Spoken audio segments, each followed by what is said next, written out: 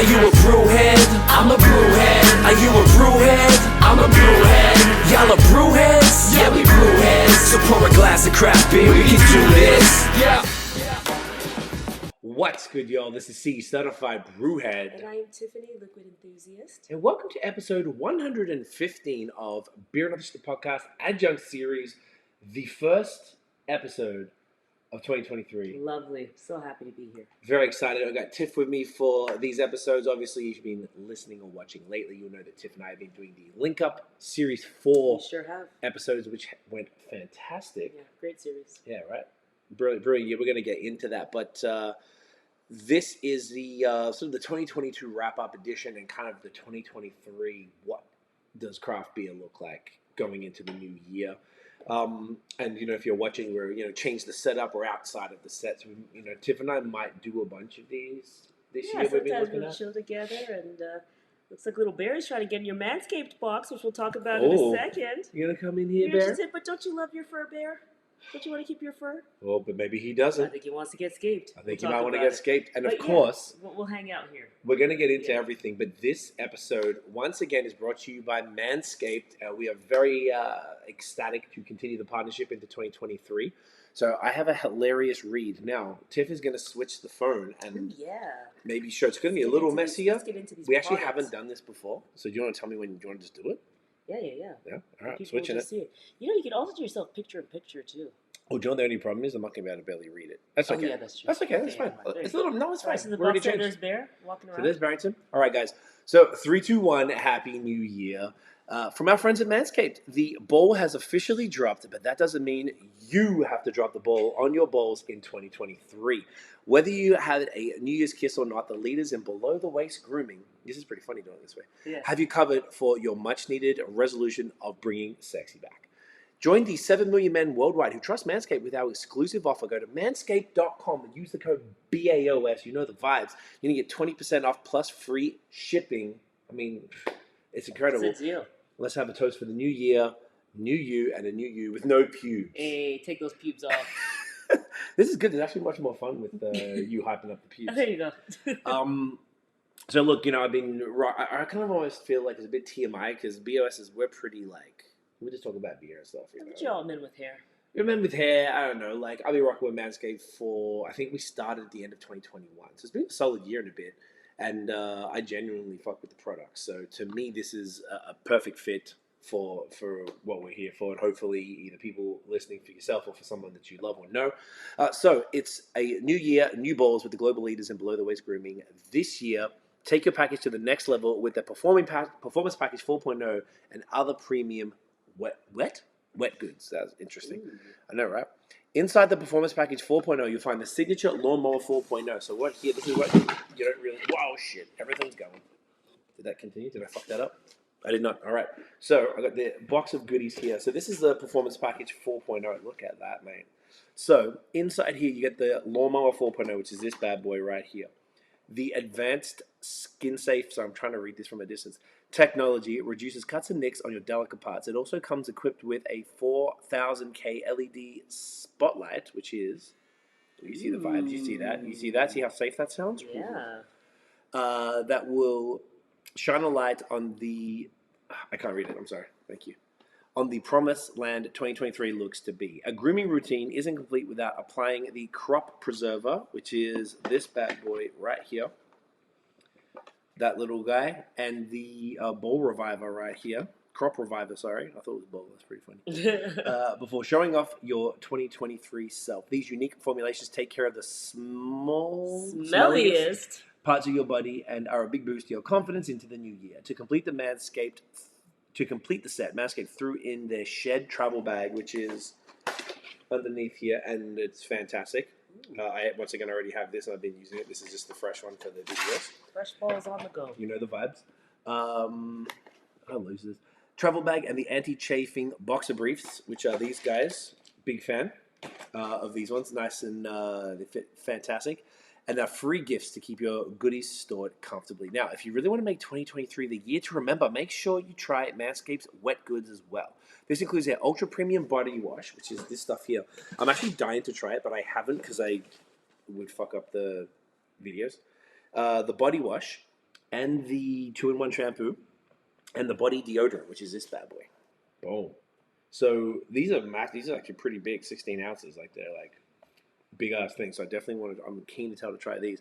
These products are the absolute perfect follow up after your New Year's gym sessions. Cheers to new balls in 2023. Now, get 20% off and free shipping with the code BAOS at manscaped.com. That's 20% off with free shipping at manscaped.com and the code BAOS. Time to feel sexy and free this 2023 with Manscaped. I think that's it, right? Nice and easy. Alrighty.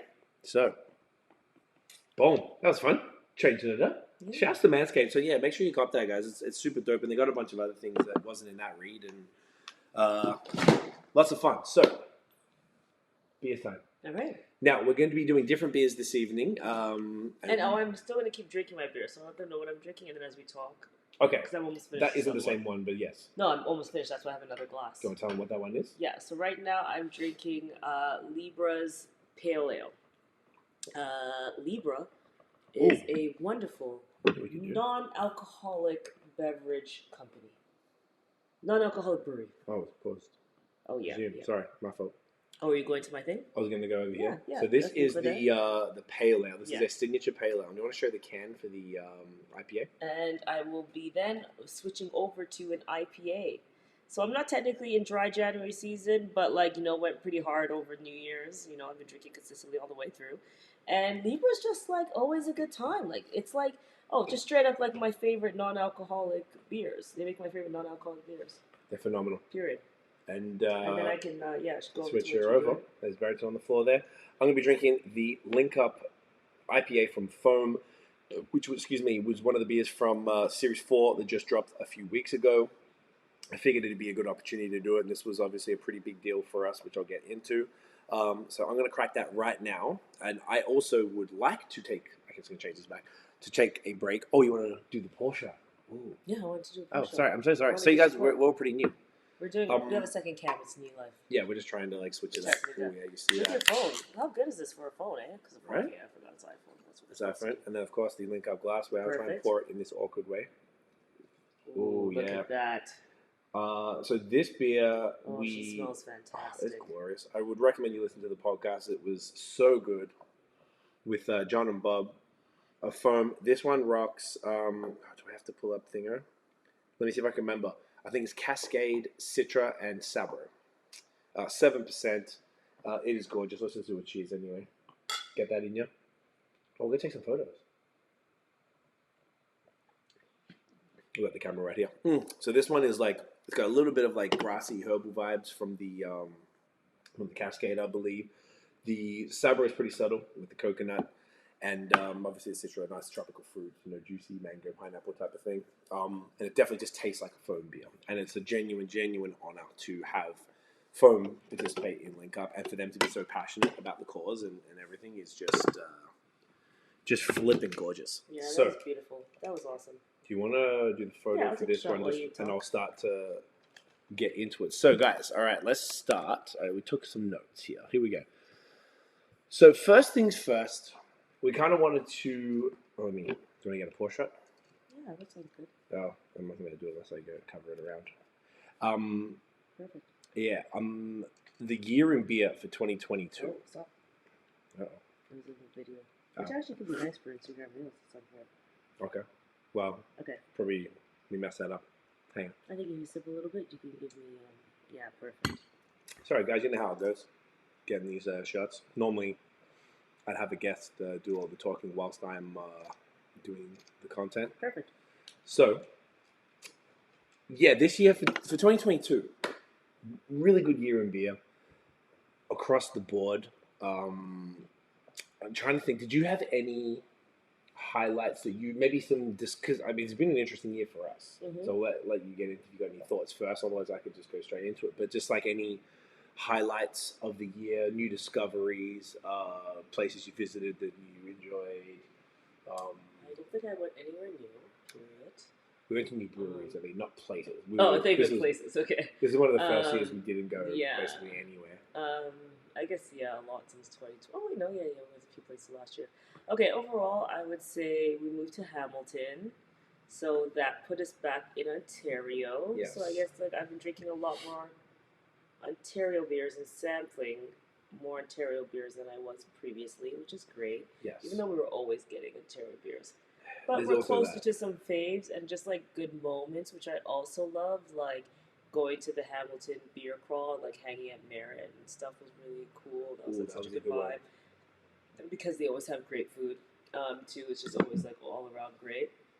So I would say like being in Hamilton is one that's interesting, and being of course by Durant, which I'm sure you'll talk about too, Yes. because they have a beautiful selection. So just like getting back into the Ontario swing of things has been really fun. And then obviously Link Up then has been probably the highlight of my year because I got to try so many incredible beers that were from breweries we loved for a cause that mattered very much to us, Yes. which is to increase the diversity of craft beer, specifically targeting the workforce. So, And you'll Yeah. see why once we get into like exactly what the future of craft beer and stuff, and you'll see why the mission of Link Up is even more important, like in that context, Mhm. which is super cool. Yeah. So I was going to mention a lot of those things too. Yeah, I mean, look, we moved to Hamilton at the end of July, so that's when we had like 7 months in Quebec and the rest here. Mhm. And for Quebec, we didn't really do what I enjoyed this year or last year. We didn't really get out much in 2021. Didn't really do anywhere. We just like laid low basically the whole time. You ready to lay low? Huh? Look at that. Shouts to Yeah, lay low. respect. So they basically for us, we got back out there. Yeah. The first place we went to drink was Point Carré, the beer bar in Montreal, after the Justin Bieber show in February with Rich. That's great. Yeah. That was just like, it was such a good feeling to get back out. It'd been almost 2 years. No, we had been places, that's not true. But like we hadn't really been out there a lot. So it just felt really good to go back out. Yeah. After a while. And so that was really cool. So discovering that place, and we went there a few times in the end because we loved it so much. Like took my cousin, Dan from Australia was here. We took him up. We sat on the rooftop, right? Yeah, that was beautiful. That was lit. That was so gorgeous. Montreal is really sick. Such a great place. Like Yeah. Montreal really has some great beer bars. So that was really cool. The other place, I mean, going back and seeing the Sorum, how much that changed, that was super impressive. Went there for my birthday. Yeah. That was just really dope. They'd really grown the space like way bigger than we remember with the kitchen and all these other things. Yeah. Super impressed with that. And Silo, we also went for my birthday, which I loved. First time there. Oh, yeah. Hung out with JP. Silo was awesome. Yeah, Silo was great, man. I really fell in love with like the Luca Pause this year, or 2020. Stop saying this year. Like 2022. Like that was something that was really big deal for me. When we hadn't seen our friends in Toronto for a while, we went to Godspeed. That was my first choice because, and all I do was just drink Luca Pause all night, and they had their own beers. They even had some Hildegard when we were there too. So I've really been into like Crispies, which was, just a really big part of the year for me. And I enjoyed that a lot. And then around that time, we had decided to move here. Mm-hmm. And then we rediscovered Durand, which is a cafe and bottle shop in Hamilton that we'd been to before. And I realized that they had the best beer fridge I've personally ever seen, particularly Kong. Mm-hmm. Barrington's here just chewing away. And we always got to double check because he eats everything. He's the and best boy, though. Yeah. So Durand was like a big deal. Not only, I think I've said it on the pod before, but Chris, the owner, had helped us discover neighborhoods in Hamilton, which was like really important cool. for us. Yeah. And then he also helped. He was just like I traded coffee beans with him. I got some beers from Quebec and I had some extras, so I traded him those. Just became like a dude I talked to pretty regularly, and he put beers aside for me. He really took care of me and stuff, which is great. So I was really able to get my hands on a lot of stuff. And then even because we were going back and forth, probably since mid-April, because that's when we came. I think it was mid-April. Yeah. We came to suss it out to be like, do we want to live here? And then went to Durand, bringing back a bunch of stuff. We went back in May, went back in June, blah, blah, blah. So I was like bringing a shit ton of stuff back. So then I started really to get a little more into the Ontario stuff that I knew I'd end up being around a lot more. So whilst I had Badlands beer a few years ago, I really got into it this year. You went to Badlands twice or 3 times. This year, yeah, I think 3 times. Yeah. Yeah, you got there. Out here, it's beautiful. I'm blessed. Yeah. So we went to. We had Troy on the pod. That's what happened. We did a 3-banger of pods. We did Badlands, Barncat, and Willibald earlier in the year with Nate. Yeah. And that was really good because I'd obviously had all their beers before, but really discovering, talking to the guys, I really understood them all a lot more. Mm-hmm. So I was, getting basically all the new Badlands releases, which was great. And of course, Third Moon as well. So that was really good to be able to get easier access to all that stuff. Otherwise, I'd have to get favors or blah, blah, blah. It's a whole ordeal. So that has been really good for me because those are my two favorite breweries, really. Badlands and Third Moon. So that's been really fun discovering them. We went to Badlands. I went to Third Moon for the first time too. That was my went. first trip. Yes, you went. Yeah. I'd only been once before. Yeah. There's a pre-tap room, I think, too. Yes. Oh, No, they had it. We went in the anniversary, so around May. Yeah. So that was super cool to do that. We never went back. We still have to go back as a problem. We've just been so hectic. We need to we're going to go. There's so many places on our list of we're going to need to go hang out at Willowbold and eat. We need to go to Allura and eat. We need to go to Third Moon and actually hang out in the tap room, blah, blah, blah. So bunch of stuff there to do. What else did we do? I discovered Sonnet Hill probably this year, which was a real big thing for me. Love them once again. Crispies a lot, and Callum's a champion. They did Link Up, so that was really big. I love that. I know there's a lot of things. We went to Sankiem for the second time in September for their Oktoberfest, and actually met them in person even though we've been talking for 2 years plus. Which was great, being that they're our business partners in Link Up. We never actually met in person, except for Chris, obviously, from Hops and Works. I always forget that because we spent so much. I feel like it feels like we did so much FaceTime together. I always kept forgetting that was the first time we saw each other in a physical form. It was super cool, huh? Yeah, it was great. They're just the loveliest human beings and super generous and just awesome. So that was really, really cool to hang with. We stayed with Jake and Danielle, the owners of Sankiem, and just had a great time. They treated us like gold, of course. So that was a lot of fun. What else did we do? So that was probably the first thing. We went back to Quebec for the first time and did that trip in our own car, which was interesting. We didn't do any other breweries out. He just swung by tooth and nail to pick up stuff. Interestingly enough, so Nate, obviously you guys all know Nate. He's in Ottawa, but his parents are in Burlington, so he's been out here a bunch. So I've seen him more in person in the last 5 months than I had probably in the past 3 years, which is hilarious. Yeah. And his parents have, he would get beers for me there. I get beers for him there. His parents do pretty regular trips, even if he's not coming. So I'll drop stuff at his parents' house. They'll bring stuff back to me, blah, blah, blah. So that's been really nice as well. So I've been getting hold of a lot of beers that maybe I weren't really, getting a lot of Tooth and Nail, Dominion City, just things that Nate's had access to that are just local to Ottawa, which are obviously a killer, and so that's been cool. I feel like I've just been getting a different array of beers than before, and particularly he's been getting Quebec stuff for me, because now I'm I can't just walk down the street and get it, so he's been doing pickups for me for Quebec stuff, which has been great. And then Durant has so much fire selections for you to trade. Yeah, look at that. And one thing that did change, it worked out really well, so I'm still getting a lot of the stuff. I mean, one thing that changed in 2022 for I guess a lot of creators, that the sort of the beer PR seemed to slow down significantly. Oh my gosh, no free beer? I know, right? I know we joke about it all the time because some people think, right? How do you know I learned shill from this industry? Yeah, I never heard people are like, calling if people you give shills. anything a positive review, you're shill. Right? But yeah. So wow. People had no clue. So I'm sure those people are very happy. Or they start to... No, do you know what? They still accused us of... I deleted the comment. Someone commented in French on we do, every year, people might be familiar, we did the top 10 Quebec breweries in the top 10 Ontario. So as of recording, we're doing the Ontario this week with Nate, and I do the Quebec one in mid-December with Maddie and Noah. And they, someone commented and said all the ones that make it to the top 10 are the ones that give us free beer. I'm like, really, bro? Yeah, that's still coming up. That's and not it's true, yeah. For comparison, in all of 2022, I probably got more packages in 1 month in 2021 than I did for the entire year of 2022. And that would go for everybody I've spoken to. So it seems to have slowed down a lot, and I think that's just an option. Things we're about to talk about. That's why I kind of want to mention it.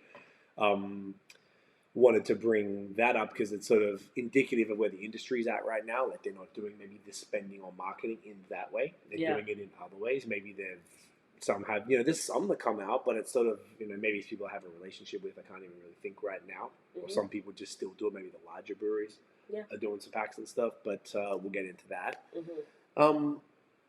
It's been a really good year. I mean, I had a lot of great beers, a lot of great breweries, a lot of interesting stuff coming out. Yeah, I thought it was a killer year. There wasn't anything that sort of was like trash. There's some breweries that really like, you know, dominated and just really went ahead, and Yeah. there's others that kind of were doing good. I feel like it dipped a little bit. Won't say any names or anything because everyone's doing their thing, and it's a part of the game. It's craft beer. People have dips and Part ebbs of and flows anything and that's your business ownership. business ownership, but also like But the industry too. creativity and True. the way that things go. The industry's in the strange Scaling, place. all that type of stuff. Ingredient costs. Yeah. Changes in personnel, particularly if you're thinking Oh, the true. brewer is pretty important to Yeah. a brewery. So Yeah. so overall, definitely really happy with beer. I feel like I've changed the styles that I'm mostly passionate about. That I'm drinking a lot How more. so? It's crispy now. Beforehand, it was all that innovation, the craziest shit. Yeah. But now I'm more into crispies, barrel aged, like bourbon barrel aged stouts a lot. West Coast Stout IPAs. Wednesdays. Yep, big beer Wednesdays, and don't want to discount the barley ones. Yes. And West Coast IPAs. Okay. Obviously haze too, but like that would be the different stuff Mm-hmm. that have really come in. Like I've barely had any smoothies all year, Ooh. I would say. Aside from the collabs and stuff we did a couple of smoothie collabs, which were super fun. Yeah. But with Kanawaki, shouts to Drew. But I feel like that's just really merged. I noticed Nate was saying the same type of thing, and I don't know if it's like fatigue of the crazy shit, and it just comes back to like just well made. Yeah. Not necessarily classic stuff, but just well made stuff that doesn't do too much. Like I would take a plain imperial stout, preferably bourbon barrel aged, but whatever, over like a crazy pastry stout with a million things. And they're just a little much for me now, and I just find that I'm preferring something a bit more straightforward. Same with the crispy ones. West Coast IPAs are straightforward. Yeah. And trying to find the best ones. We did a great episode a few episodes back. I can't remember which one it was, but go check it out. We drank some great stuff and really got nerdy about West Coast. So that's what the direction I went in. Yeah. For the year. So curious to see where it goes this year. I have no real predictions because that's what I'm into. So I'm going to keep following that path. It doesn't seem like so far, but you would know better if something is like popular towards the end, like in Q4, that you see spilling over into like Q1. That's a good question. You know, where I felt like before there was like something that's hype, and then like of course it's spilling in, and you're wondering is it going to be as hype next year? But I don't really feel like there's something that's like overly hyped. I feel like it's always been something every single year though. It was like the smoothie, and then it was like murky hazy or whatever, like really hazy. Then there was the what's the beer that was like the champagne? Brut was like a huge thing, even though it came fast in and out pretty fast. But I always felt like there was like this thing that was happening every time. Yeah, you know, I don't feel unless Are you seeing that and I'm missing it, or? I think you've also that ties into one of the points we're going to make about the future of craft beer. I think that maybe innovation wasn't at the forefront of people's minds. Staying afloat was. Yeah. So when the industry is struggling, when they're coming off a 2.5 year situation where they had unpredictable economic and social situation where you never knew what could happen. You could be shut down, predicament, whatever the word is. Yeah. You could be shut down this week. And you could be back open for then, but 50%, blah, blah, blah. Like all of these things. This goes for every brewery in the world, not just in our region. Yeah. So it's like, I think from that reason, it wasn't what people were thinking about. They just didn't, like, it wasn't a priority. Important. That's interesting. It carries through everywhere. Yeah, that's my guess. Yeah.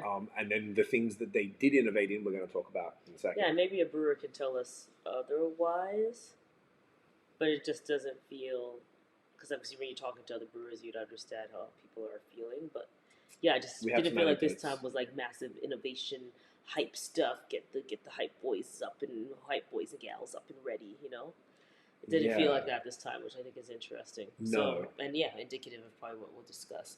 I'm going to open my beautiful... So we do... while we start talking about the future of craft beer, it's a perfect time to open my non-alcoholic Libra craft beer. It's an IPA. They're called Upstreet, the actual brewery. Yes. Do you want me to do the up-close filming of this one while you pour it and just take a shot? Take a photo? Okay. Yeah. Perfect. Let's get a nice photo. Yes. We had him on the pod. We had the brewery, the brewer, co-founder brewer, Hoagie on, and he was talking about that a lot. And we're huge fans of Libra, and it all started. They just sent us. That's what happened. was Can we like, get why it? is Yeah. my thing hurting me as my nails were so... Can we get it? Yeah. Sorry, Thank you. I need to. Thank you. Thank you. So I was like, why is mine this big nails? Oh, from It's because they're so thick. Getting your nails done problems, guys. you know the vibes. Okay. All right, let's get this nice photo. But yeah, these guys are just really do some fantastic stuff. Yeah, look at that with the Christmas tree in the background. You see the vibes. Yeah, why does it keep widening out? Lots of light happening. It's okay. Got it? I just gotta keep tapping on it every time. Oh yeah, you see that? Yeah, but these guys are based in PEI, Prince Edward Island. For those who ain't here in Canada. Oof, beautiful. And they yeah, man, they just do some real solid stuff. So we want to explore a little more this year, I think, as far as the different types of NA So that's an IPA, sorry, specifically the one you have before was the pale ale. Yeah. It used to be a hazy IPA. They just changed it back to an IPA. That's what I thought. Okay, yeah. Yeah, I'm not sure why. Mm-hmm. When we did the pod, they didn't have that. No. Okay. So before we get into that, I think the other thing I want to talk about was Link Up. So Link Up, obviously, for people who aren't familiar, it's our non-profit where we focus on diversifying the craft beer industry, both through the workforce and otherwise. And we've been in operation now probably about just under a year and a half publicly, like since we launched, and it was really great. This 2022, we did 3 collaboration series, and they last for 6 weeks a piece.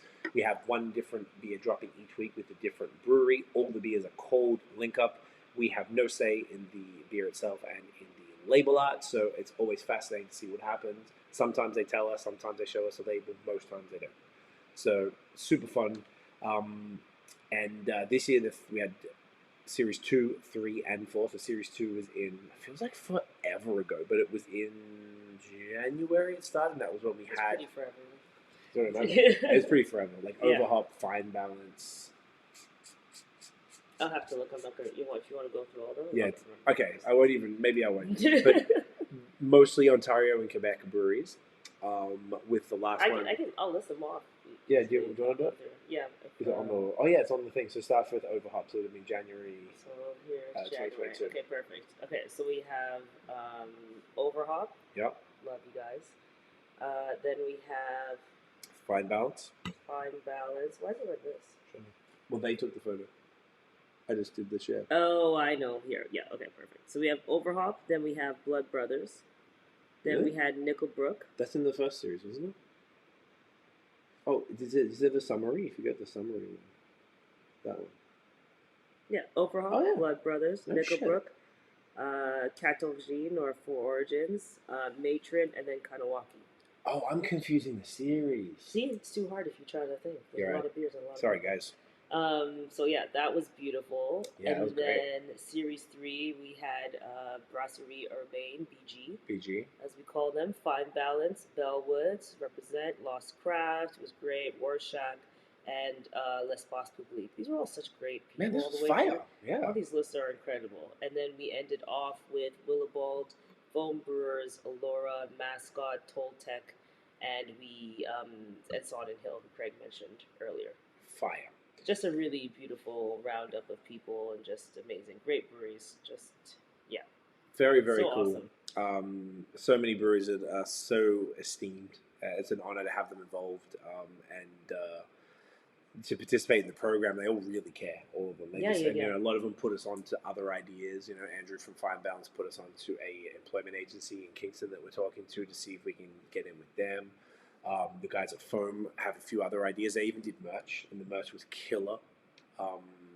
So impressed with the quality of that. Cool. Yeah. And they did it in a similar, like just I happened should to rock be. my Link Up shirt. Yeah, That's okay. didn't even think about that. Yeah, yeah. And they did it in a similar way to that we happened to do it. It was just a coincidence. So it was great minds. Yeah. We really connected really strongly with them. Huge fans. What else did we deal with? Anyway, yeah, it was just really dope. And I was going to say the people. So we gave out a whole bunch. I don't have the stats on me very easy to get, but like I think now we gave out like 6 level 2s and like 14 level 1s. Mm-hmm. Most of that was in 2022. And we've still got a few pending now to give out. We had to keep buying more of the what's it called? of the vouchers from Cicerone to get people educated. We launched the plug, our job board. So if any breweries are listening, any breweries anywhere, we're open up to anyone. If you have jobs you'd like us to post about, please send them our way. It's linkupbeer.org. Go check that out. There's a contact form that'll just send them directly to me, or it's social@linkupbeer.org to get to me, and we'll make sure that gets up. So that's been really cool.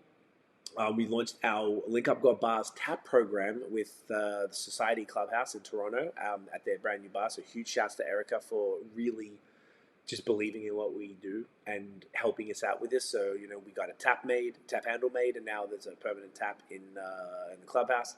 And they've been stocking all the Link Up beers.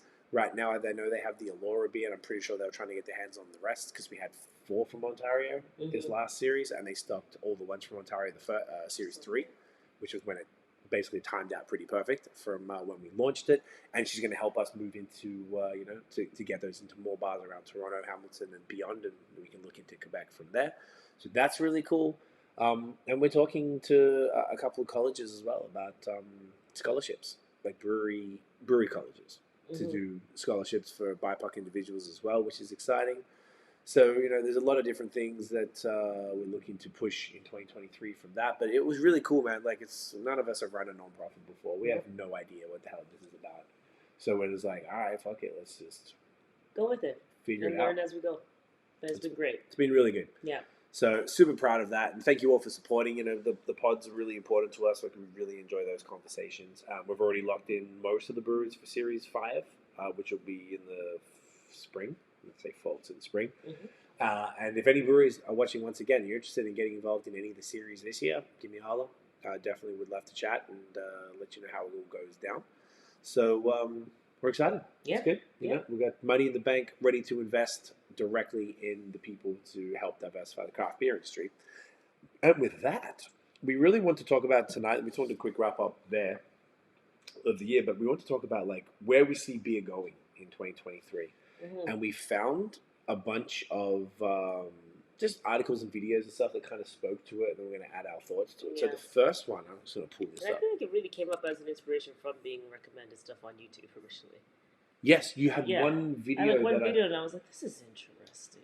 Which is only because I feel like every now and then we just talk about changing drink habits and things like that, and now reports are coming out about like those habits and just trends all up, and then we're like, hey, why don't we look at all the research and just things that we're seeing and just talk about it? So obviously, like, we don't have insider knowledge about where craft beer is headed. No. It's just actually a conversation, I think, for us to have and also for other people to have or think about, and I'd also just be curious to hear from everyone, like, what are their thoughts.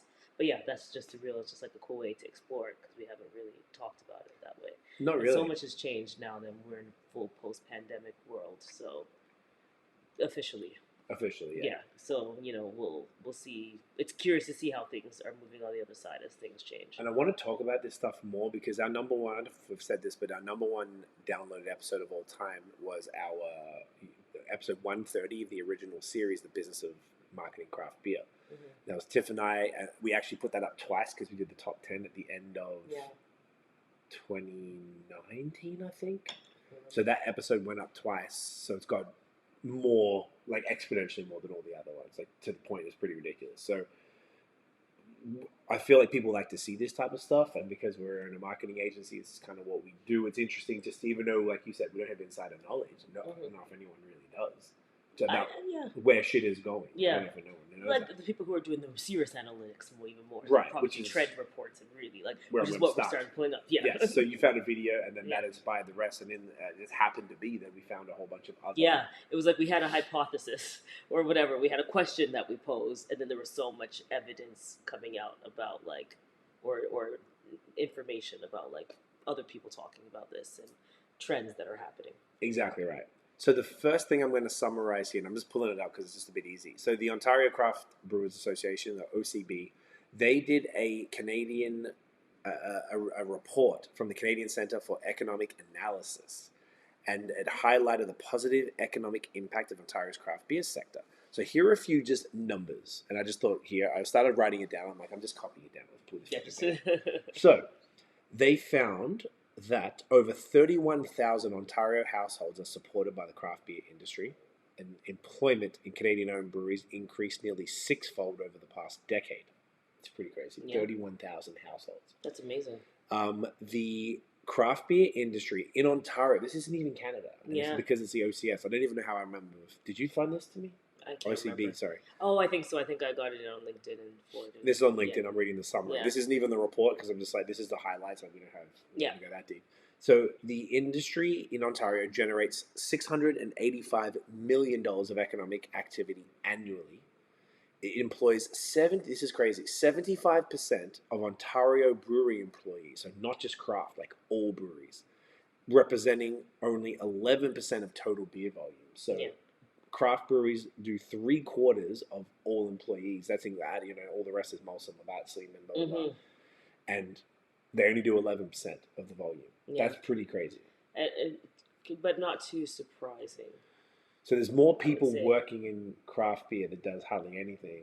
Which in just shows why comparison. they're so much more important than big beer, because big beer you likely import more from massive factories to the place where Or everything's so automated that you need less or employees. it's to do automated that things. you need less employees. But when I think about it, I'm like, okay, well they might just have like, in terms of Canada, they could have like one random place in Canada doing a bunch of beer. Well, I know like Molson's in Quebec or something like that, for example.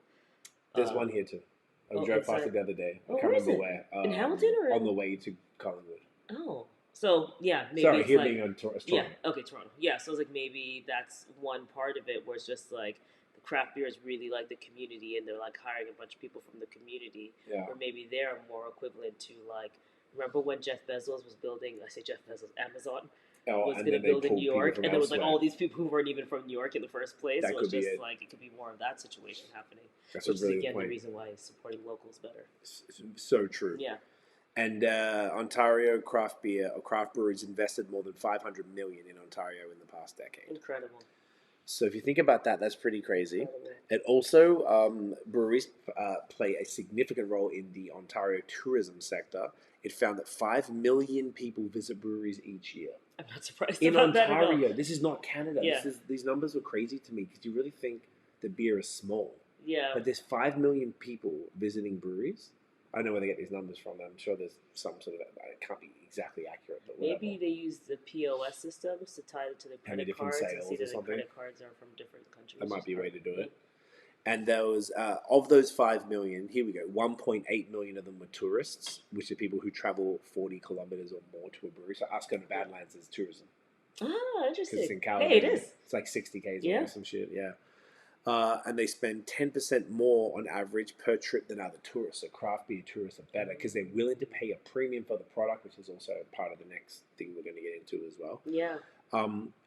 And overall, tourism activity at craft breweries generates $211 million in economic benefits, primarily in northern and rural economies. If you think about it, that's true because a lot of breweries are not in the major cities. Yeah.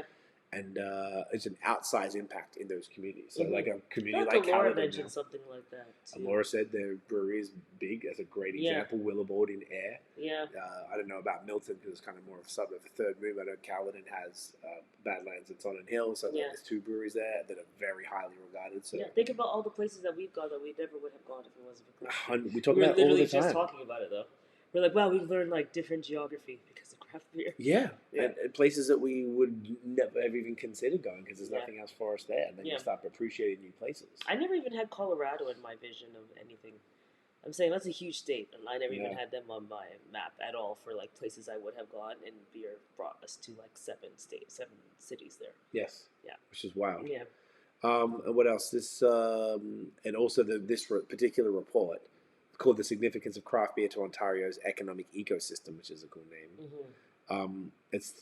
It also talks about the barriers to growth and importance of implementing the expansion of Ontario's beverage alcohol system in a way that prioritizes brick and mortar breweries, which is a strange thing, but sure, because then that discounts the contract breweries, which are still providing employment and providing tax dollars and contributing to craft beer. And with almost all of them have an aim to have a brick and mortar place anyway, but whatever. Yeah. Well, but I see what they're saying. It is important. So it's actually important for contract brewers to But they're get the money excluding them needed from this. to become brick and mortar. Correct, but they're Yeah. excluding them, and a lot of brick and mortar breweries were craft one, We're- contract yeah, yeah. brewers. So like, I can there's see sort of though other that conversation, yes. a contract brewery may employ less people than a brick and mortar. Less Because people. if you do contracting, it's like if I'm doing contracting, that place I'm contracting at already has the employees, so I'm more So it is having to less. have the people that are more running around to sell the beer and market it and all that stuff. Correct. But not the same as like a full. Yeah. If I'm a full. But it shouldn't. I don't think it should be discounted from any No, it shouldn't. benefits because No, it's it should be. contributing to those other positive numbers. Yeah, of course. So No, why should they definitely be? Except anyway, that's a whole other conversation? kettle of fish, as they say. But it's saying the report estimates that even modest changes in Ontario's regulatory and tax framework, which is probably LCBO bullshit, would result in the following benefits over the next decade. So 2.35 billion more in additional economic activity, 1,000 more jobs in craft brewing and related industries, and 380 million in increased capital investment. So that's really positive if you think of it, once again, just talking about Ontario. Whoops, wrong one. Yeah. Which is kind of wild. So that was super interesting. That was the first part. As far as this gives you a bit of a picture. Just we stumbled. I don't know if a report exists for Canada or BC or Quebec or whatever. I'd like to see an overall Canada one. That would be pretty interesting. Yeah. But either way, this gives you an idea. If this is what it is for Ontario, imagine what it is for other different places as well as everything combined.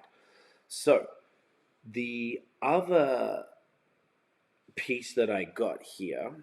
Here we go. So the video we were talking about before. So it was a video on like CNBC or something like that, and it was called like "Is Budweiser no longer the king of beers" or something like that.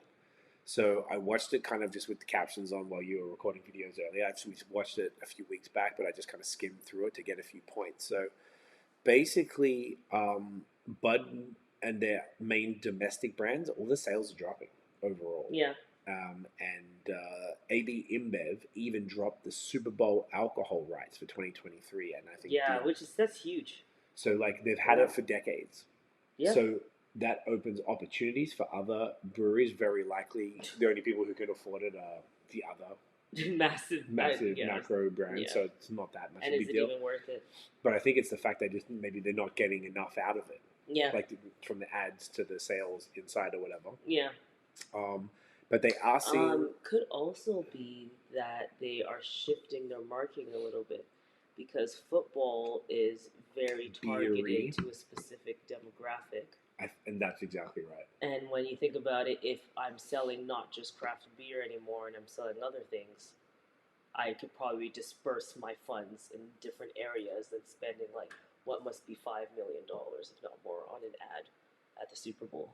Plus the rights to sell the alcohol exclusively in the stadium, which I think is what this is about too, right? Yeah. So I think you're 100% correct there based on what they're saying. They also said they're seeing growth in other segments. Yes. So that is that. Yeah. And obviously, you're seeing there's Bud Light seltzers they dropped.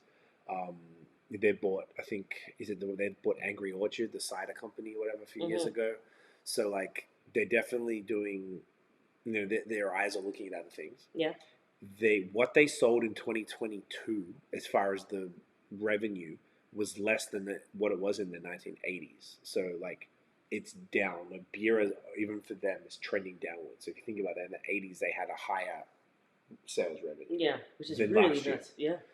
Yeah. Beer now in 2022 is 45% of the U.S. alcohol market. In the 80s, it was 60%. So overall, just beer has dropped for whatever reason. And even include AB InBev put their prices up, whereas that's something else we're going to talk about as well, that a lot of the craft brewers didn't and don't feel they can. Beer has been more expensive over time than liquor, they said. So over time, beer has gotten more expensive whilst liquor has gotten cheaper. Not really, they didn't specify why. It could be hops. I don't think much change in liquor production. I really don't know that much about it. But if not much change in liquor production, only the grains. It's really just grains and the distilling processes, from what I understand. Beer has multiple. The hops have become a big thing, and they're very expensive.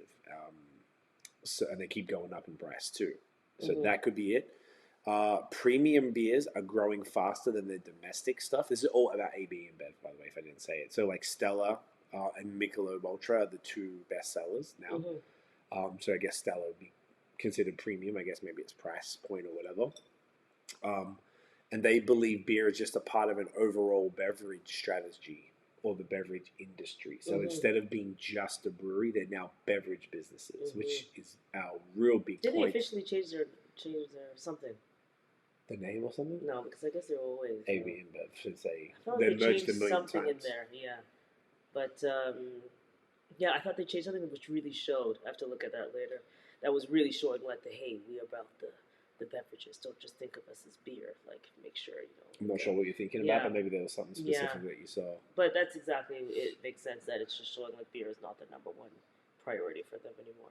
And I feel like a lot of craft breweries are kind of echoing that, which once again we'll get into with our sort of predictions and stuff for next year, for this year. So obviously the summary there, the craft beer is trending downwards. It's not really going up. There's other categories that are cannibalizing beer. A lot of these companies, large and small, are moving into other different beverages. Once again, we'll get into that in a sec. So that's really interesting. Another thing that kind of along those lines, we saw a lot of mergers and acquisitions last year. Yeah. So I basically, I had a few of them that we wrote down already. We found pieces about, and I went through and Googled it and found these are just some of the ones that I even knew who they were. There's some like random ones in like Wisconsin and shit that I didn't know what they were. So Carlsberg bought Waterloo Brewery in Waterloo, Ontario. BAOS and Steam Whistle merged. Yep. Silversmith in Niagara-on-the-Lake bought Black Oak in Toronto. Didn't even know that. Okay. So Black Oak was this, if it's the one I'm thinking of, is it Black Oak? There was this one that used to make beers from like the fucking 1800s. Okay. It was really weird. Yeah, that kind of feels right for Silversmith. I was thinking of them in that church. And, it's kind of. But then Black Oak might be somebody else, and they could have just done it, and they just kill the brand and then take the space. Yeah, take the space. Which is fair. Yeah. Maui Brewing bought Modern Times. Whoa. Yeah, and that was only in the last few months. Wow, interesting. Cellar Maker, which is the one we went to in San Francisco with Em and Homeboy. They bought Rare Barrel in, I can't remember where they are, but they're also in Cali. That was a pretty good one because that's craft buys craft. Yeah. So that was an interesting one. Same as Silversmith. Yeah. And I don't know if Maui Brewing is macro or not because it didn't say Maui's parent company, AB InBev, bought that. It was like that brewery, so that could be a good thing. Heineken bought the remaining stake in Beavertown in the UK. Okay. Because it was kind of like when Founders, with Mahu. Foster's. No, same shit. It's an M. Yeah. F.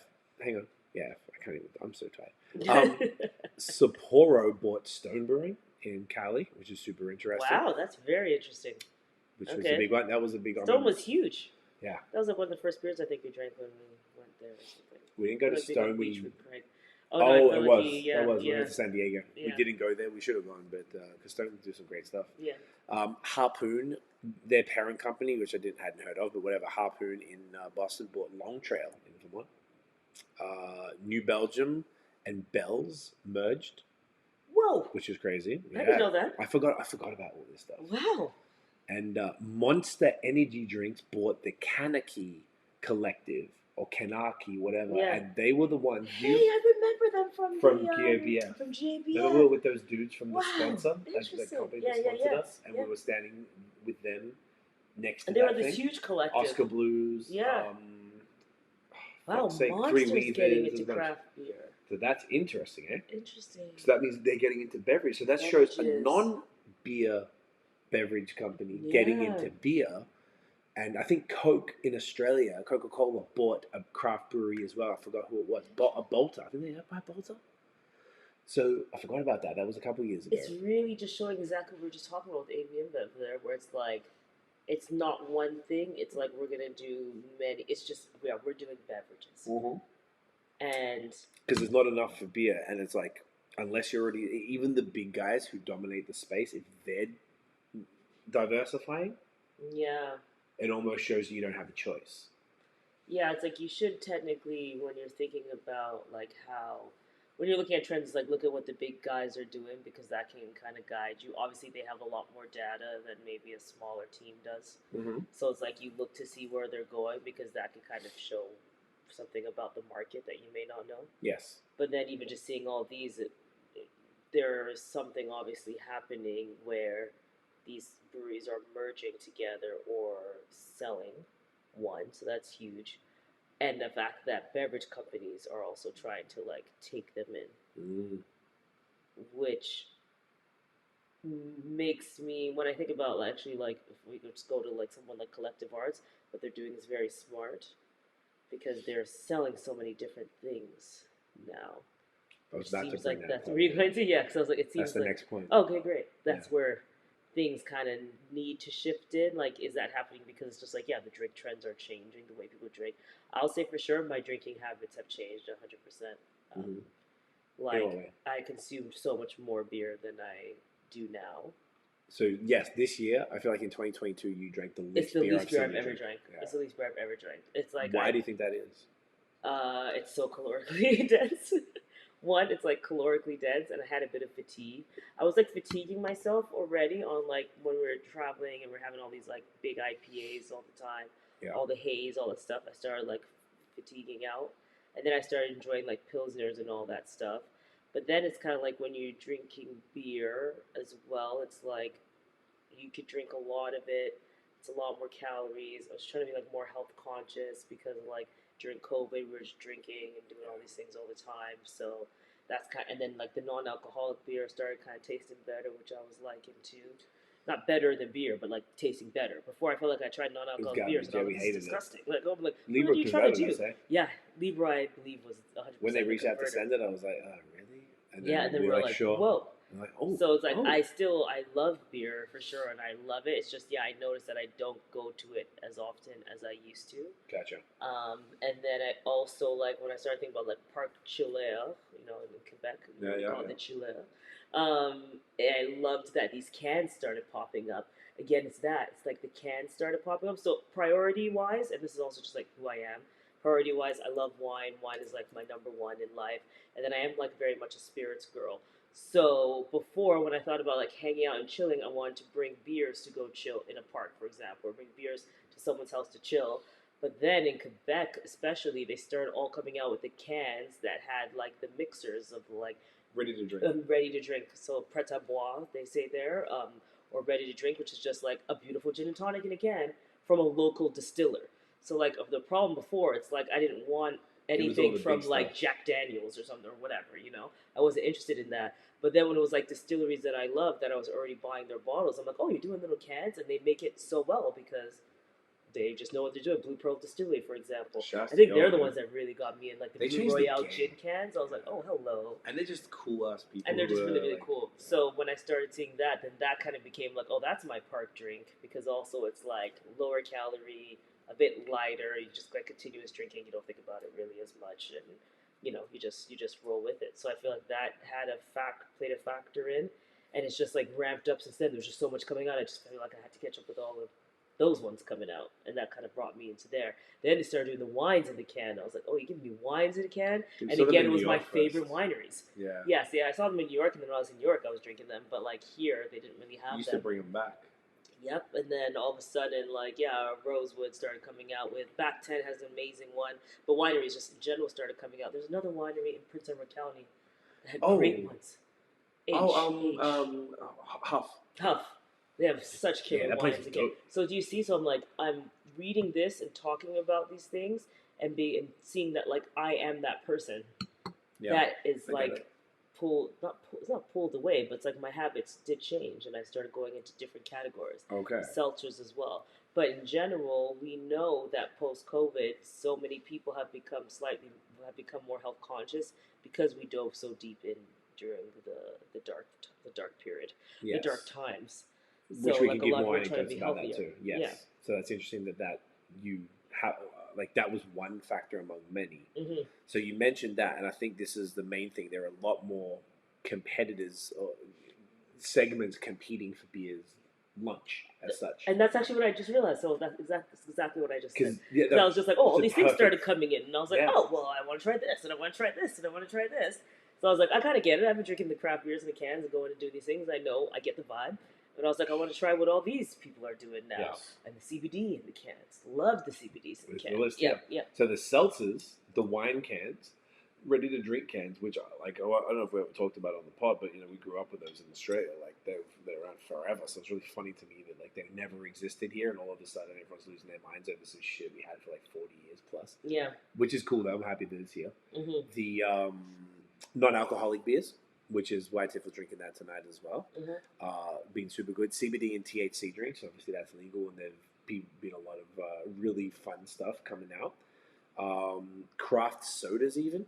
Yeah. Like breweries are doing sodas. Nickelbrook or like has great ones. Nickelbrook's, their root beer and their ginger beer. Yeah, their so root beer good. is so good. Yeah, the ginger beer is so good. I love the ginger Ginger beer. one because of the meals and stuff. Yeah. And City Salsa from Dominion City, phenomenal. That whole range of stuff is incredible. I don't know if I call it a soda. It's more like flavored sparkling water. But What that is too, flavored sparkling water. Just the water in the can. What's Bellwood sparkling water. Yeah. The Aqua from Spearhead. Third Phenomenal. Moon's, Third Moon's Leviathan. Which, yeah, like I love that was those. our idea, by the way. Oh, So nice. BOS like Yeah. Like literally, I'm just like, this is just it in a can, and I love this. I was like, Yeah. this is fantastic. I don't know, Yeah. it's interesting. Who has the other one? Oh, you said Aqu. What's the Aqua one from? Spearhead. Yeah, that's That was the one. first one. Oh, that one's amazing. Because they'd send Yeah. out their PR packs and they'd Yeah. always chuck a couple of cans of the And water. we started. Remember, we started being like, throw more of these. Yeah, ones do instead. more of these. I just Yeah. need one of the beer. Give me like 6 of the fucking Yeah, they're so good. water. Yeah. Really impressed. And then I even saw that Pabst is opening a cannabis beverage facility. So different ones. So you mentioned this was kind of a wicked segues here. You mentioned Collective Arts. So Collective Arts had their distillery Yeah. as well. They do all these fantastic gins and now in craft cocktails. Yeah. We just went to an event in November where they did non-alcoholic cocktails Mm-hmm. and beers. And the And first a non-alcoholic league beer. of like really good non-alcoholic cocktails in a can. It's perfect. Yes, it's 'Cause really it's good. already smart to do the non-alcoholic beer, but if you're also, because something that was also popular in Quebec was that they had that option too. So there were these like 7%, gin mixes in a can, but they had the NA options too. They all which did was that, good. which Yeah. was really good. So Yeah. that was the actual distilleries doing that. So Yeah. Collective Arts moved into that. They have a cannabis division. Yeah. I don't know if they do drinks, but I think they're doing some sort of cannabis products. Mhm. Like Ace Hill, they're a contract brewery that a lot of people don't seem to like too much, I guess, because they feel like a marketing company, which I believe that's really they're just a company that does stuff. They don't really care about beer. Mhm. But they moved into all different like mixes. I think I don't know about seltzers, but like vodka sodas and stuff. Yeah, But they're that's like a obviously beverage vodka soda. company. They do cannabis gummies. I think they do weed, and they do the drinks. So I got their drinks and their gummies. Their gummies are like I'm a weed edible connoisseur. I haven't smoked weed since 2009. It's only edibles. Mhm. So that's like 14 years now. Best gummies I've ever had. They're Oh, like nice. it's like a meal. They're thick. They're so good. Oh, like they're cool. so tasty. Like Yeah. every other gummy is basically the same. Like what Ace Hill did with them. That's called Ace Valley. Phenomenal. That's And cool, I man. was never really a fan of their beers, to be honest. But their cannabis stuff is A1. Nice. So impressed. Who else did it? Town just started a cider company. I forgot the fucking name of it. I could check while you talk. Starts with S. Lost Craft, obviously. They've been doing their Dejado tequila. They started I think it's called Lost Spirits. And they did some spirit lines. They've been doing the Dejado and soda mixer. They were doing they did other cider, Radler, all these different, Radler's beer, cider and some other stuff a while ago, probably before this. So they were already thinking like a beverage company. And then they bought High Park Brewery, so they merged the two companies. So now they've just got all of these. They're a full beverage company, which I think is just cool as shit. Mhm. Who else did it? Because we were talking on a pod with somebody about similar thing to what Dominion City did with City Seltzer, to be you'd have to turn your alternative beverage into a full company, and a lot of them don't have the time, the space, the resources to do that. So it is a lot, particularly if beer is your primary thing, and that's where all of your capital is invested in. Did you find it? Safe bet. Safe bet. Yeah, so that's cool. So they did that. I want to offer Jeff if he wants to do a pod about it and stuff. Since I think it's only one, it's probably better when you have a few different products. Yeah. So yeah, those are all the main things that are competing for beer's market share, and that's your example was perfect just to show that where your beer drinking habits sort of slowly dissipated. Mm-hmm. I probably drink 50 to 70 beers versus 400 or something. Yeah, there you go. And also our lack of traveling probably didn't help. Yeah. You know, and if I went to the breweries, like you came to Badlands with me once, but I went. Oh no, you came with me twice. Yeah, I came with the boys too. Yeah, with the boys. Yeah, true. I just feel like you don't come to the breweries as much, but you went to Fairweather. Yeah. Out here and Great and Grid and Merritt, like you mentioned, all the different places. So yeah, we've been to a decent amount of stuff, but compared to previously, even me, Yeah, such a difference. it's nothing. But my beer consumption hasn't changed. Not at all. Personally. Yeah. I'm starting to think how I can change it for this year. I don't know what to do yet. I don't know what to do. Because I have responsibility. He's just You're saying doing a like to podcast, drink I'm like, less. His beer habits doesn't seeing where we could curb. yeah, where I can cut down on it, whether it's like, do I cut down in volume or do I cut down the number of nights I drink? Yeah. Like, you know, instead of drinking X number of beers per night, do I have less Yeah. than that? And Or then you do just I cut 1 week, 1 day One out, day a off. week.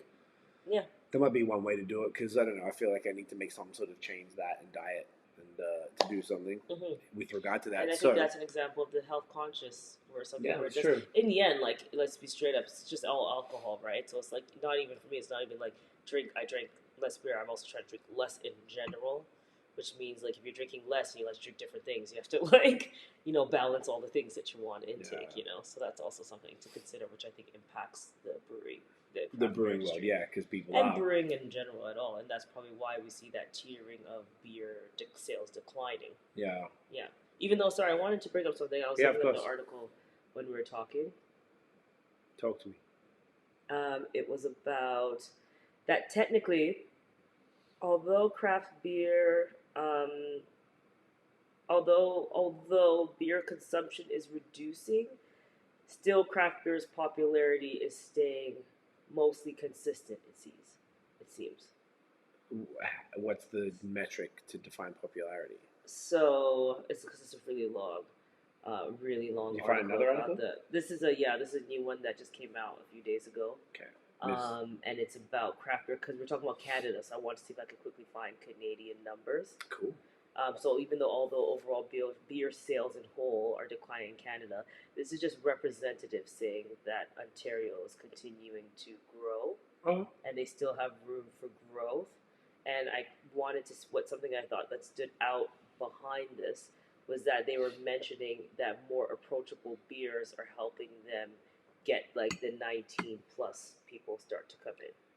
Because people think of craft beer as this wild, crazy world Yeah. where it's always been a bit of everything, but Mhm. now they're maybe marketing their more approachable stuff Exactly. to a demographic to be like, hey, y'all, beer isn't all this crazy shit that you think it is. It's actually really refined, balanced, complex, tasty. They're saying that the variety and offering is like the key. So having that variety and making things more within the approachable. beer space? Yeah, within for a brewery having the variety in there Oh. is key to helping them getting new people in. Okay, because now when you say variety, you mean like having a wine offering? Oh no, having variety of beer. Of beer, okay. Yeah. Because there's also that, but like say it'd be great if people came, not all breweries can do that, but if they have the license, they'd be able to have some other products Yeah. that, whether they make it or not, like if you bring a friend, like, hey, I only drink kind of whiskey, man, do you have something like, Yeah. if they don't drink beer, like you want to give them something or people won't come. Yeah. They So also it's said like- there's still a long way to go, which I think we all know. Yeah. So the real kind of like question in all of this is like, how can breweries step it up for 2023 and sort of really take the business to the next level? So it sounds like the number one way is product This is from an article that it was super marketing-y. Mhm. So I kind of like tried to not make it overly marketing, but they called it product reinvention. So beyond beer offerings. Mm-hmm. So that's all the things that we were talking about earlier, whether it's the diversity within the beer itself, to make sure that you have a bit of everything for different people, because everyone always thinks it's crispy boys that convert people, and I really don't think that's the case. I think there's so many other things convert people to beer rather than lagers. Yeah. Because that's the thing. That's the fizzy beer that people don't like, because that's what they think That's beer the standard is. one. So just because it's good doesn't mean they're going to like it. Yeah, it Because takes still time to get tastes there. like fucking weird-ass beer that they don't dig. I used to think Dad's beers stunk. I hated the smell of them growing up. I'm like, how do you drink this? Yeah. But what it smells like in a glass that's been sitting there is not the same as the experience. Anyway. Yeah. So product reinvention, so beyond beer, so making sure that they have all these different other things, like collective arts. all the things we just said. Collective Arts did a great job, even Yeah. just Town going into cider, Dominion with the sodas. It makes sense because you're just expanding your market share And like, yeah, you're making it so that many people. That's why like Willibald has the gin. Willibald do it so good. Yeah. Willibald a great example because they got Yeah. the distillery. They got huge seltzer. I've actually never tried them, but they have like a million different flavors, and apparently they're extraordinarily popular and really good. Yeah. I'm not surprised because their beers are phenomenal, and they have a great diversity within the beers. Plus the branding's A1, and we hear the food is great. Cam's telling us we're going to get our asses up there. So it's also when you think about it, and when you think about like what an average ticket price could be, so like average receipt that you would see come in from somebody. Yep. If you have those different offerings, that's going to increase the amount that you're able to get. Because say you're in our household now, for example, where you're like, okay, Tiffany's drinking less beer. If it's a place like Willibald, you're doing your order, and then I'm like, yeah, throw in these for me too. Like get me some seltzers, gin, get me some bottles of seltzers. gin. It offers that. It allows you to expand in that way. People love to just consolidate a lot of the time if they can. The general consumer consolidates more, not like particularly if you you like a going to brand. do all these things. Yeah, The general consumer, as opposed to like the beer consumer, which by The beer nature herd, is yeah. diverse. Yeah. They want diversity in their Yeah. products. That's part of the fun. Even the people who own the breweries are beer consumers. That's Yeah. right, So yeah, same shit. So I think that's the main thing is product reinvention. This year, I think you're not doing that in some shape or form, even if it's like baby steps. Like you don't have to have a whole new brand like Town has. mm-hmm. Or Collective Arts is still like Collective Distilling. So it's all kind of pretty obvious. It's the same Mm-hmm. company Yeah. behind it all. That is, I think, the main thing that's going to really help you stay afloat and sort of keep, even Maddie from Rorschach Mm-hmm. was telling us they have their free spirit non-alcoholic hazy IPA, which is phenomenal. He said Nice. dudes were coming in and just buying cases of the shit. But if you look at Bellwoods too, right? Like I Bellwoods was is- surprised of when course. you mentioned the non. It makes sense because they invent in their like They that did type of thing. 3. Bellwoods was a great example. Yeah. They did 3 in the last I month had or their two. sour yesterday. I liked it. Yeah. Yeah. They did 3 hazy IPAs, like V1, 2, and 3 of different hop blends, and they did a sour, all non-alcoholic. And we tried them all. Yeah. I thought they were great. The first one was the best in my opinion, and the sour was really good. Yeah. And then they made a final one from it. I think it's called. Oh, nice. Is it called Stay Classy? I forgot the name. Yeah. Um, Stay classy. yeah, which was they used in something else before. I think they took Okay. the branding for like a low ABV, which might Okay. have been like 2.5, and then they Yeah. made it for their non-alc. Mm-hmm. But the point is, the Bellwoods are moving into that as well, and Yeah. it was really good. It was fun to even try all the different ones. Yeah. Because we're into that, so I made sure I did the orders to get it because I was excited to try non-alcoholic beers. Like Yeah. that's how much we're into it. Yeah. And they even were cool. They even gave a free shipping code. They were, hey, thanks for being a part of the trial, even though just a customer. Oh, that's it's not because cool. of BOS. Yeah. And they just gave a code for free shipping. So Nice. got that unread in my email. Picked that up for the next drop. So product reinvention. Another thing that I saw in a thing, they said you can beat marketplace congestion by aggressive distribution strategies. Mm. So obviously there's way too many breweries right now. Like a lot of them are merging, a lot of them are failing, Are there way too many? or not enough people into it. It's probably that. Yeah. It's a different way to frame the Yeah. problem. I don't think there's way too many. I just think they need to increase the market cap. That's a way to look at it. But yes, but continue on. Yep, that's it. And they were just saying, whether it's grocery stores, liquor stores, licensees, so on tap, Mhm. having strong sales team. That's to a get you hard into ask, that. though. It's a bit Not all of them unfair. can Not do it. unfair, I'm saying, but I mean, like that is a hard ask because that's like you need to distribute way more, and like generally speaking, having a ton of product is not always the greatest thing. Yep. If you can't move it fast enough, especially something that ages in the way that beer does. So you know, it's not like a bunch of shirts you can produce and put somewhere at a lower cost or something. It's like people need to drink it fast. So I understand what they're saying, but I feel like that's easier said than done. In that one, that's like a bit riskier to take on because you would take on a lot of upfront expenses in order to even make that To do that. happen. Yeah. So and a lot of companies are just not going to be able to sustain that or even Yeah. get to where they need to get. So Yeah. that was one thing they can do. Once again, And this even isn't some a- people don't want to go that far. and they want Which to go a probably different will route. come into one of the other which points we talked about. You which always probably know. got I'm there. going to skip Yeah. to it actually. Okay. I just said like local love, like become your hometown favorite. Yeah. So beer is best fresh, and people love to support local and use the above strategies, but get involved in the community. So sort of do what you can to become that local brewery. Now, some places have the one local brewery, some places have a bunch. I was thinking town again. In Whitby, they got like 4. Mhm. So you might not be the local brewery, but you're going to be some people's local brewery. So like get involved in the community. Like breweries like Fine Balance have their quarterly community thing that they do. And Town Link is Up was one great of them. at being part of the community. though. Founders being really good. They have almost a lot of like trivia look like nights and they're bring have artists and like shit. is this your company too? Because I Yeah. feel like they have like so many other things that they Community get involved, spaces. community things that they get involved with, where Yeah. it almost seems like it's theirs. That's how much they promote other Yes. things. Like it's very cool. Yeah. And the pride that people have in their local is super cool. Yeah. And I think that getting involved in the community and really getting people bought in, like you were saying before, like there's like the typical consumer is brand loyal a lot of the time. Yeah. Whereas beer typically isn't. But the people who are maybe loyal to the breweries are maybe the ones who aren't typically beer nerds, but they drink beer and they love their local brewery. So that's my spot. Yeah. I'm in this area. This is my spot. I know the people know me. Those people, I think you need to embrace those and then widen that community. Mm-hmm. And then how can you widen that community a little bit more? Diversity. Can we go back to one thing here? Yeah, please. Before we get into that, because is that your last point on that? No, there's still another one. Okay.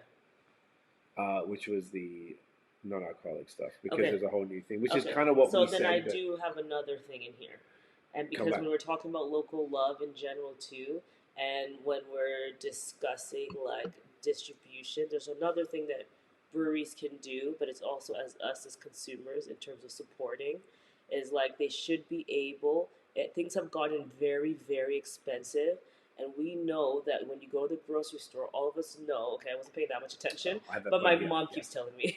And like the other day I did buy something individually and I was like, what? Excuse me? I think it was like onions or something. And I was like, this is like $2. Didn't I pay 70 cents? So in the end, breweries are also paying way more for ingredients than they were before.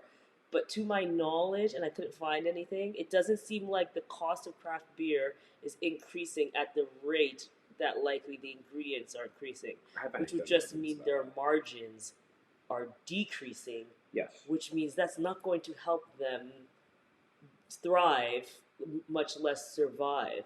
So it's like we also, as drinkers, have to show up. We have to let breweries, basically, I don't know how this works, but breweries need to, in my view, increase their costs likely. So that way they can increase their margins and continue to do all the amazing things that we just saw in that report, allowing them to basically, fuel our homes, employ people, like help our local communities. So there seems like there is going to have to be this correction that might happen to make up for the increasing cost of ingredients. That's just straight up. And salaries are going to increase and things. The cost of living is increasing, which means salaries are going to have to increase. And this is not the fault of anyone else, but it's a whole other conversation. But it's not the brewery's fault, right? It's not really our fault either, but it's just kind of like our lattes have gotten more expensive. I know I paid like $3.50 for lattes. They're like $5.10 or something now. But I just shut up like you bought the lattes because I really like lattes. So there's just going to be a thing that happens. And I just don't feel like I've seen the costs go up enough to counter what I see in the news in terms of how expensive things are. Yeah, I think that's fair. I can give you anecdotal evidence that without saying names, because I don't know if people are supposed to say, but I had one brewery tell me that I think they said their costs went up like 30%, and that's like hops, raw ingredients, hops, malts, That's significant. yeast, and they think it pushed their margins. If I'm not mistaken, I think they said 5 to 10% is the margin, which is razor thin for a brewery to be expected to make a living off. Yeah. Like, because if you only got 5 to 10%, you got to pay. I don't know if that includes your employees, even and operating costs. But either way, which will eventually increase. Which will. Yeah.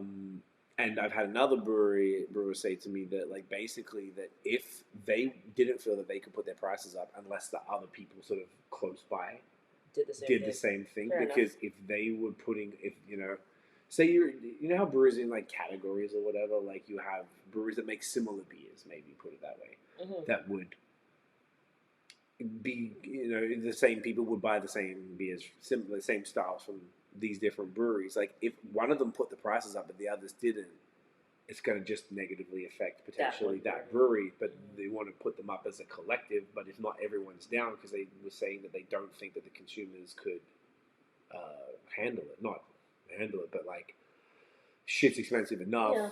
Beer is getting pretty damn expensive, and could people take another 25, 50 cents a can on top of that when maybe you're already paying $25, $30 4-packs for some of the hype stuff? Yeah. Like how you're supposed to do it. And they're the ones who cop it the hardest because they're putting 800 billion hops in each can. Yeah, anyone who's doing like these really like premium, extreme, beautiful beers or something. You notice a difference, though. Yeah, I'm sure that's hard to even, like concede on or change, where it's like you would have to change your recipe to accommodate it, which means you're not making the same type of art that made you popular, that made people love you, and that affects exactly your craft. So it's like, in the end, as consumers, we would lose anyway if a brewery is not able to put up their pricing and then they have to sacrifice the quality of the ingredient in order for us to keep the price or close. So those are worst case scenarios. So I don't want any of us, obviously, to have to pay more in any category because life is becoming very, very expensive. But I do think as consumers, if breweries do decide at some point that they need to put their prices up and they have a way where they all come together and say, like, this is what we need to do, then we have to support them. And maybe that just means you buy a little less beer than usual. But I wouldn't, like, shut them down or, get on someone's ass about it. That's the nicest way I could say it. It's like we all have to have compassion and understand because everything has gone up and it doesn't seem fair if craft beer doesn't go up as well. And the alternative is that they close because they couldn't meet. They no longer become profitable and it doesn't make sense anymore. Yes, it's very problematic and it's such a shitty position for them to be in. No, for sure, and it's for everybody. But yeah, all the groceries, everything's going up. We just see everything it's it also probably would be beneficial, and like this is maybe voting and all these things are important because like probably tax benefits and all these things. Like if Ontario craft beer, for example, is making such an incredible impact economically on Canada, for example, as a whole, then what tax benefits should they see in order to make sure that they're able to continue to do that? When they already have some of the harshest tax requirements because of the LCBO on them, at least here in Ontario, and I imagine everywhere else is just as bad. Yeah. At least in Canada. I can't speak to elsewhere, but yeah. So it's a bit of politics in there too, probably, in order to alleviate what's going on. But you have to see who's contributing the most, and we let Walmart do everything forever and like all the time, and like they and if that's a whole other conversation, and we know that some people don't pay taxes. We know all these things around it, right? We just have to really be careful to make sure if we did see that messaging come out where all of a sudden maybe the beer has to be 50 cents more, that we have compassion and consideration for the fact that like it would be for a reason and it's likely not greed.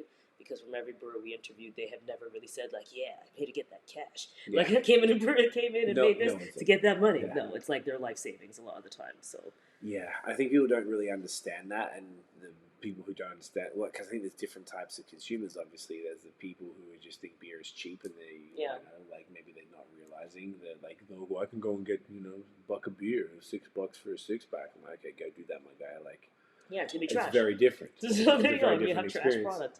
Well, there's the people that, like, you keep seeing things go up a lot of the time, but maybe it's because you see, like, there's certain breweries, I don't want to call them out because I don't think it's fair, but, like, there's certain breweries I can think of that, like, put their prices up a lot, and every time I see the cost for a 4-pack or whatever, I'm like, Jesus Christ, like, what the fuck is this, the States? Like, yeah. But, it's either their operating costs have got higher, so they're allowing for that, they're putting more hops in, whatever it might be, and there's other breweries who, like the ones you told us, is like probably aren't doing that enough. Mm-hmm. So it's sort of like, but their quality is incredible. So it's, I don't know. I would pay if that's what it's cost. Like I don't buy 4-packs anyway. I buy one. Yeah. I very rarely buy more than one of anything. So, and I get most of my stuff, to be honest, from Durand, who then they buy it retail. Yeah. Because that's how the stupid system's set up. So then I buy it with a premium. Yeah. Which is that he went to pick it up for me. Yeah. And it saves me getting 4-packs that you're forced to buy, or driving somewhere, or paying shipping. Yeah. So I'm like, for me, it works out good because I can get one of each of the new releases, and he's even careful with his margins. Mm-hmm. He's not charging 5. There's other similar stores that charge out the ass for the same shit. Yeah. That I've heard about. So I'm grateful that Durand is so close.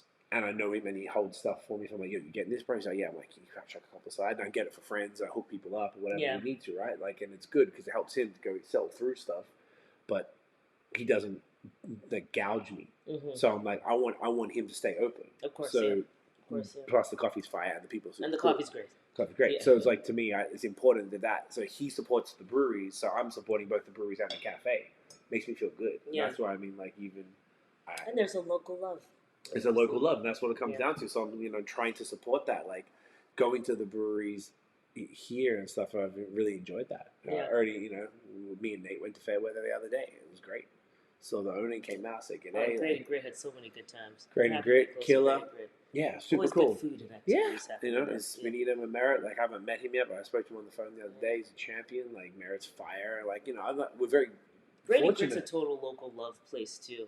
Very because they don't distribute out either. It's just they're not like craft beer nerd. Yeah, place. it's just like They're people just love them and it's a want to be vibe there, and it's such a good vibe. And I think they do really well at the community activities and events. Like I feel like their calendar is just stacked. Always. I was just like, And well, they what love do we dogs. do? Okay, I want to go to the oyster one. Let's go do the oyster one. Then pierogi one. Gotta do the pierogi one. It's cute dog one. Yeah, there's so much going on always. We went back a couple times specifically for their pop-ups and stuff. Yeah. Which is super cool. So there's a local love, and then you actually mentioned one of the points here about putting the prices up, which is great. But also diversifying the drinker base. So basically what Link Up stands for. Like, the other way to continue to grow is to proactively grow your drinker base outside of the people who typically go to your brewery, whether they're local or otherwise. Particularly, I think it's gender, which is one thing, but I think more importantly is ethnicity, so BIPOC individuals.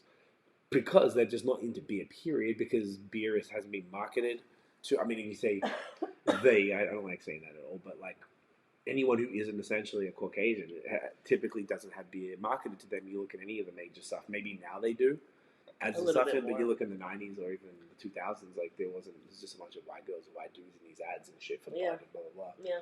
So that diversity and targeting these groups, I don't like the word targeting, like building. It's marketing, yeah. But it's marketing, but it's building with them too, because I think building with, it's basically doing what Link Up does, is our mission, and you don't have to work with Link Up to do it, but I mean, like, taking the same thing that we're trying to do and doing it yourself as a brewery.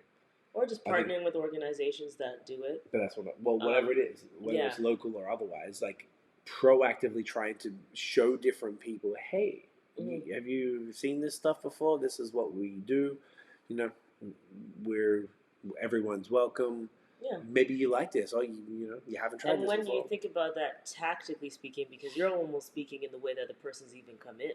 Well, I was thinking not outside of it. That's what I was kind of more talking about. That. Because when they're in, it's easy. Yeah, the problem you got to get them in the door. Because it's like, how do you say, like, hey, here's this thing I have, come try it. That's what I'm saying, building with community organizations or whatever it is. Influencers, if you want to talk tactically, influencers are a really great way too. Outside of the beer world, though. I think it's more outside. valuable. So, like, because, like, chefs, we're speaking to the people in beverages in general, people in food in general. I see a lot of breweries working with chefs. Though, it's smart. Food and bev. It's perfect. So that makes sense. Like, because then they're like, hey, I'm drinking this beer, or I'm using this beer to make this and this. These are who these girls and guys are. Go check them out. So I feel like that's something to consider. Again, the partner organizations, even just making sure that your workforce, trying to find ways to diversify your workforce, because if you diversify your workforce, you're likely to have those drinkers be introduced to their families and friends, which will have them come in to support their friends, and then that can trickle in that way. But I think, that's something that it's kind of like we've said a lot of times. And if it seems like the craft beer in general is declining, or beer in general is declining, it's going to be very beneficial to obviously market to a lot more. I think it's the primary way that beer is going to not just survive, but thrive. You say they're 11%. Craft beer is 11% in Ontario specifically, alone, and I think in Canada. Think how diverse Ontario is. And that's volume. I don't know if they always do it by volume. My understanding was Canada craft beer was 5%. And it was 12% in the States. So I don't know. That was a recent report. So I don't know if they count it by dollars spent or whatever. But this was volume produced in Ontario. So maybe there's more macro things in different places.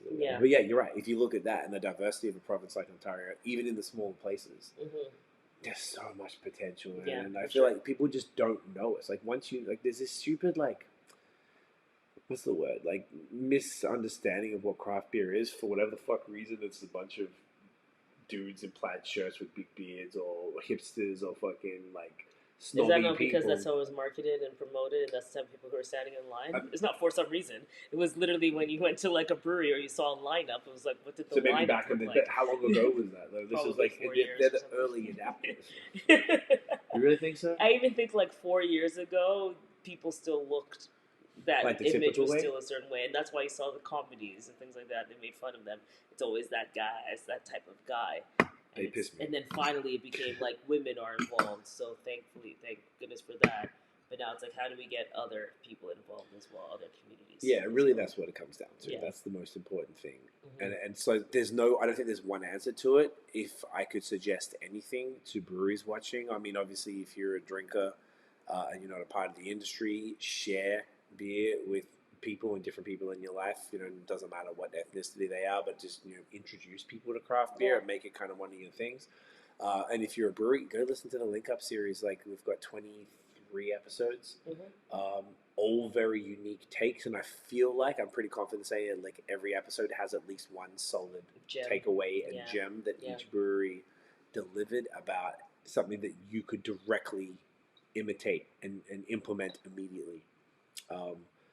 So if you got any questions, you want to talk about it more, just hit us up. We'd be happy to talk even more about it, to go through what people have been saying. But there's some really good ideas that people have been saying in that, and it's so tough. That's why Link Up's here. We're trying to still figure it out. We don't have the answers. We're figuring it out as we go, and the idea is that as we learn, we're sharing it via these pods, and maybe me and you do other ones. Maybe we can do pods with Jacob and stuff, and Danielle at CKM, and keep sharing other ideas. But diversity, I think, is the key thing. And then the last thing, which we kind of said before, was like embrace sobriety consumers.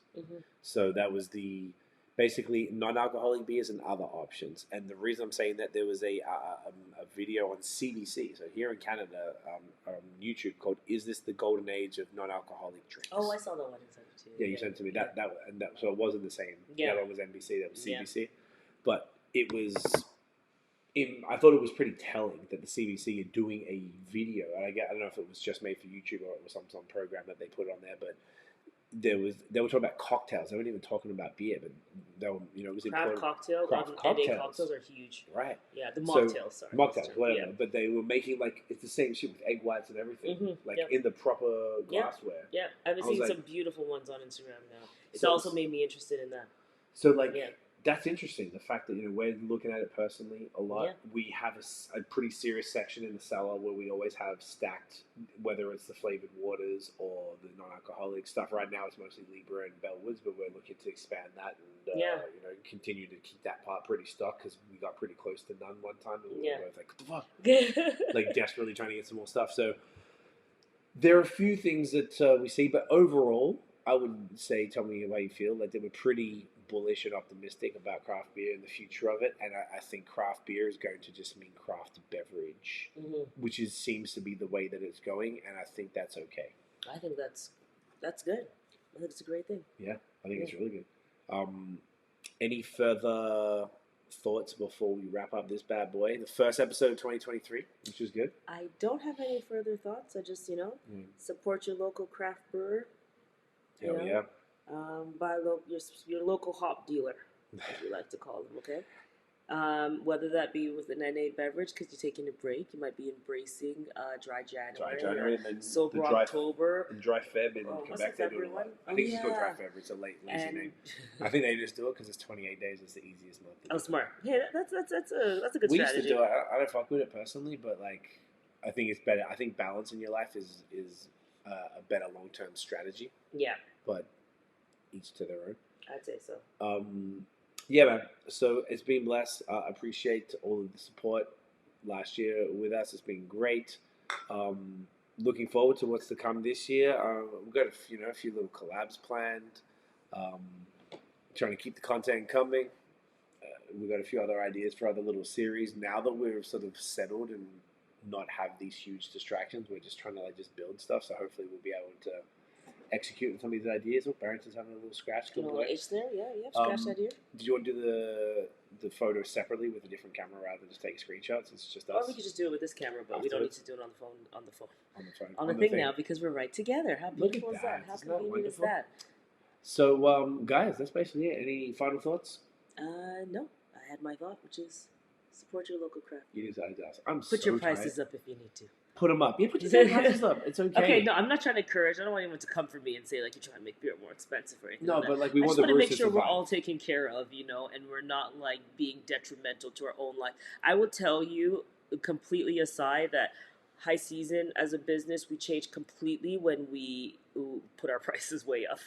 It was the best thing we ever did, and like we had to increase our margins, and we were severely like not taking care of ourselves as a business because we were afraid that clients wouldn't buy from us, and all that did was that make more people buy from us in the end and helped us immensely. And different people buy from us. And different people. And So people are saying the prices, we should put it up. Multiple people have told us we should put our prices up again. Yeah. We will, because it's a new year, we always do. But yeah, it's like the different people will find you, and like whilst you don't want to cut of course not. people out, if you're making beers that are, you're getting a 5% margin on, and you're struggling, like Yeah, it's not sustainable. It's not the fair. right people will find you, is all. And if those people aren't the existing ones aren't the ones, then the right ones will find you. Yeah. I don't know. I feel like people will want you to be around rather than not. Or if you're they'll already do what they popular. need to do to just buy from you. Right. Or We're maybe all they'll just- buy a little bit less. Yeah. But it'll still be around, and maybe it'll diversify a little bit, and maybe be temporary. Maybe we're about to. So what they say, we're going to a recession, going to a bit of a bad period for a bit. Well, they usually last 1 to 2 years, if I'm not mistaken. They're so negative out there. I don't like it. I kind of don't really like saying it Let's because I just feel talk like about we're abundance. perpetuating it. Yeah, yeah. So like it is going to be like exactly. It's all about abundance, but if that's what you got to do, then do what you got to do. And I imagine that everyone, whilst no one wants to spend anymore, they would rather you be around than not. So I think that's really what it comes down to. Yeah. And with that, we wrap it up. Thank you all. Thanks for yes. having me. It's your I know podcast. I say it all the time. Well, I'm a guest on the pod. It's not going to be here every time. That's true. That's true. Well, it's a Excited pleasure. to be here on the first one of the year. So. Which is great, and we're going to definitely, like I said, do a bunch more of these different things. Maybe we'll just bring all the equipment upstairs and Every time do it our different. puppy Barrington hears like a say bye or something, He gets up. the tone. Yeah. He gets the tone when something's ending. Want to grab and show everybody, Barry? Yeah, come up While here, we're wrapping baby. up. But guys, yeah, thank you for Stretch. everything. Appreciate you all. If you enjoyed the episode, smash the thumbs up, hit subscribe below, hit the notification bell, Bear, so you know when the new drops. Follow us everywhere at BAOS Podcast. Check us out on all the audio. We drop podcasts. I think we're going to go back to mornings. Like last year we dropped them at 8 p.m. Eastern every Wednesday. Yeah. But we only did that because of the lives. We used to drop at like 7 a.m. I think that's every better Wednesday. for like commuters and like. Yeah, so I think we're going to move back to that. We're recording this on Tuesday night, so I imagine it won't happen tomorrow, but we're going to maybe try and move back to like the mornings to drop it and release the content during the day. Yeah. It's my big shaggy rug on my. I think it just looks like a big rug in the camera. Doesn't he? And just go check out at Barry BARRI the Multi-Poo on Instagram. He's very cute. We don't post enough, but he's a cute little. He's a good boy. Yeah. Let me say, guys, thank you again. We'll see you in the next one. Get in ya. Bye.